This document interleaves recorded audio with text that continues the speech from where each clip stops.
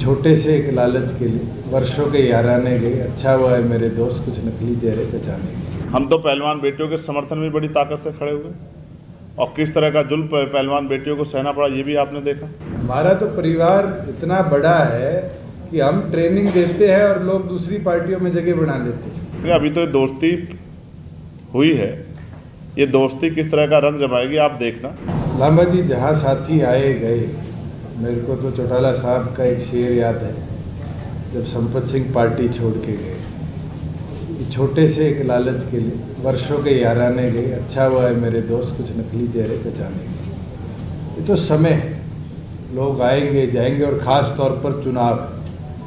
अभी तो टिकटों का बंटवारा राष्ट्रीय पार्टियों में शुरू होगा और होड़ लगेगी लोगों की भागने की। और चुनाव के अंदर तो हमने लोकसभा में देखा है, विजेंद्र सिंह सुबह पटका छोड़कर बीजेपी का और कांग्रेस में गए और उनकी टिकट कट गई और राहुल कसवा को टिकट मिल गई। रवनीत बिट्टू कांग्रेस छोड़कर बीजेपी में गए, उनको टिकट मिली। कौन आएगा जाएगा मुझे नहीं लगता पार्टियों को इससे फर्क। जहाँ अलायंस की बात है, हमारा विजन क्लियर है कि किसान कमेरे की हम लड़ाई लड़ेंगे और किसान कमेरे के अंदर चाहे वो हमारे ऐसी साथी हो, इनका कैसे उत्थान। मैं एक चीज़ आज आपके बीच में ज़रूर कह सकता हूँ, जब मेरी प्राथमिक चौर की चर्चा चंद्रशेखर जी से हुई, हमारा एक लक्ष्य था कि हम गरीब को केवल मात्र इस झांसे में नहीं कि तुम्हारा मकान बना देंगे और मकान के अंदर उसको ज़मीन की व्यवस्था नहीं दे पाते। अधिकतम आज गरीब साथी किसी जाति से आते हैं वो मकान नहीं देते। इस पे योजना लेके आएंगे और जो वादा हम करेंगे, ज़्यादा वादे करने की हमारा लक्ष्य भी नहीं, पर जो वादा करेंगे उस वादे के अंदर दोनों पार्टियां गंभीरता के साथ मैदान में उतरेगी और उसको पूरा करने का लक्ष्य है। सेम कॉम्बिनेशन है, नेलो और बीएसपी का ऑलरेडी गठबंधन हो चुका है यहाँ।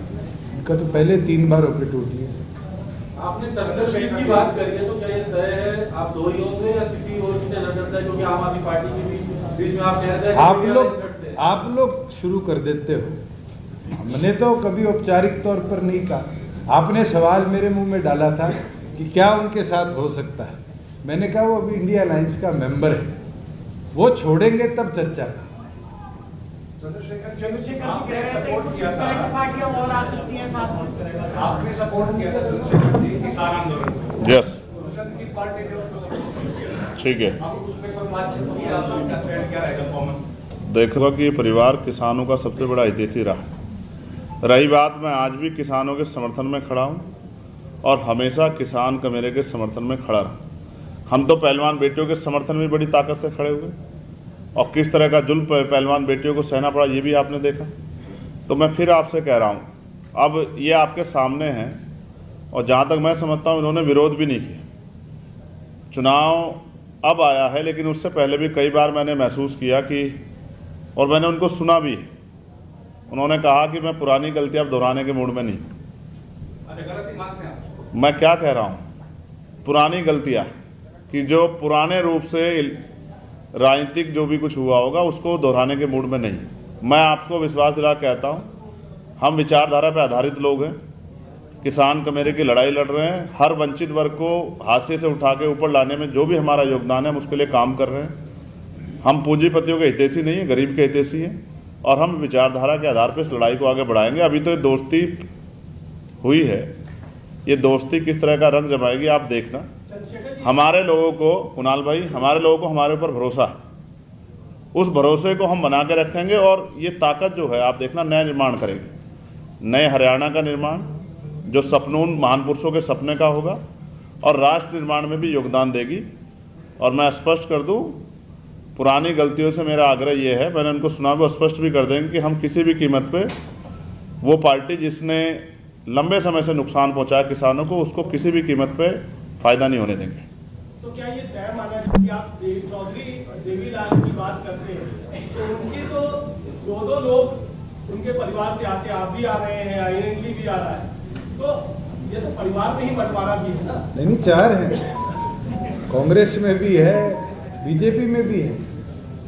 हमारा तो परिवार इतना बड़ा है कि हम ट्रेनिंग देते हैं और लोग दूसरी पार्टियों में जगह बना लेते हैं। और जहाँ आप ये बात कर रहे हैं कि भी बीजेपी के साथ, मैंने कई बार क्लियर कर दिया। और जो रविंदर जी ने बात कही किसान आंदोलन वाली, एक क्लैरिटी के साथ आज बात आपके बीच में रखी। आपने मेरी कोई स्टेटमेंट नहीं सुनी होगी कि 3 कृषि कानून अच्छे थे, बल्कि एक चीज उस दौरान भी मैंने कही थी कि किसी दिन भी एमएसपी पर आंच आएगी मैं सरकार छोड़ दूँ। और हमने बड़े मजबूती के साथ हरियाणा प्रदेश में 14 फसलों पर एमएसपी दी, व्यवस्था बनाई कि 2 दिन के अंदर किसान के खाते में पेमेंट पहुंचे, उसकी फसल का नुकसान का मुआवजा 30 दिन में उसके खाते में पहुंचे।